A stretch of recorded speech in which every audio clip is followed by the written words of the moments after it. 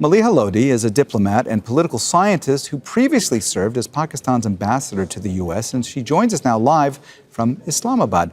Ambassador Lodhi, thanks for being with us here on Al Jazeera. Let me ask you first, Donald Trump says that this ceasefire extension came following a request from Field Marshal Asa Munir and Prime Minister Shehbaz Sharif.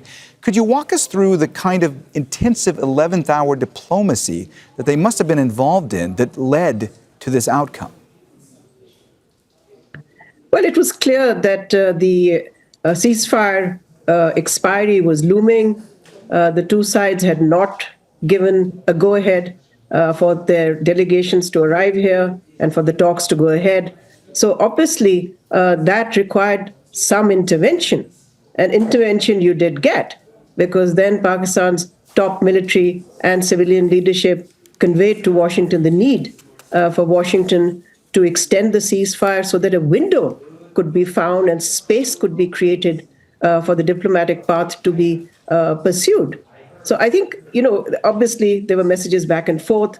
Pakistan also conveyed to the White House the Iranian demand that the US blockade should be lifted. As you know, President Trump did not concede that demand. And I think the back and forth then resulted in the ceasefire that was announced. And I think that created expectations and certainly some hope in Pakistan amongst our officials that perhaps the talks can and will go ahead at some point.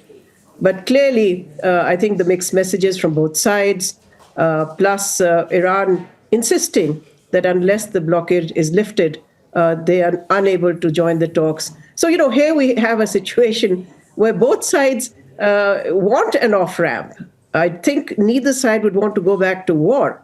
But at the same time, I think neither side wants to give the other any kind of a win before the talks even get going. Ambassador Lodhi, we know that building trust is an essential component to trying to get these talks to continue. That has been one of the great difficulties that Pakistan is facing in all this. I want to ask you, from your perspective, what needs to happen in order for some type of gesture to be made by either one side or both sides in order to get these negotiations going again? You say that it seems that both sides want an off-ramp, but that neither wants to be the first one to move.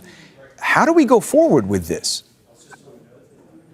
Well, I think, again, both sides will need to show some flexibility. And I think putting an end to the mixed messages coming out from both capitals, but particularly the way President Trump seems to say different things at different times and sometimes in the same breath. Clearly, that does not build trust, and it does not build the kind of positive atmosphere that you need for the talks. So for now, Pakistan awaits a word from Tehran and, of course, some kind of gesture from the White House. So without that, I think it will be hard to see how talks can take place in the near term. But I have to say that hopes are not exactly fading. It's not as if diplomacy is dead. It isn't. But it's getting harder to get it going.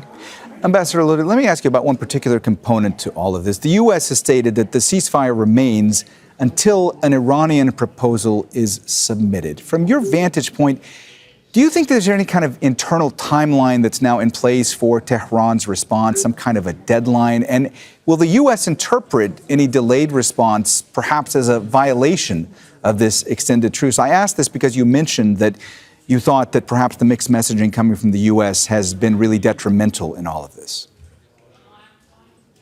Well, I think the main issue is still the blockade and some kind of U.S. gesture to show that they're at least easing the blockade, because that seems to have become an Iranian precondition. Now, what it will take for the Iranians to back down from that very public position that they've taken is very, very hard to say right now. But I can tell you that Pakistan and its officials are not giving up their effort.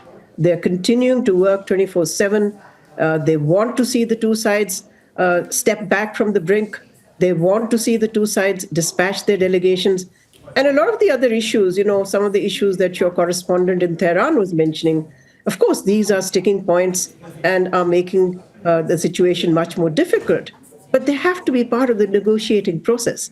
I mean, you can't negotiate before the negotiations. And I think that's the point Pakistan is emphasizing, that come back to the negotiating table and, put whatever issue you want in that mix and then try to see if you can resolve these differences.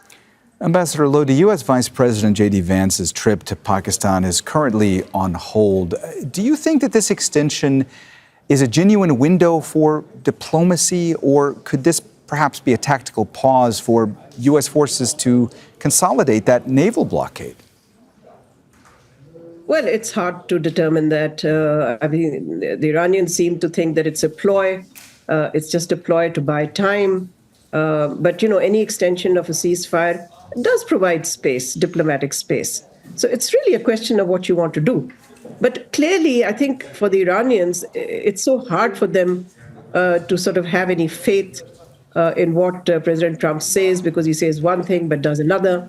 So these are the difficulties we're all up against. But as I said, Pakistan will continue to make efforts to see how we can prevent the situation spinning out of control and then unintended escalation taking place by both sides, which could lead to a much more dangerous situation.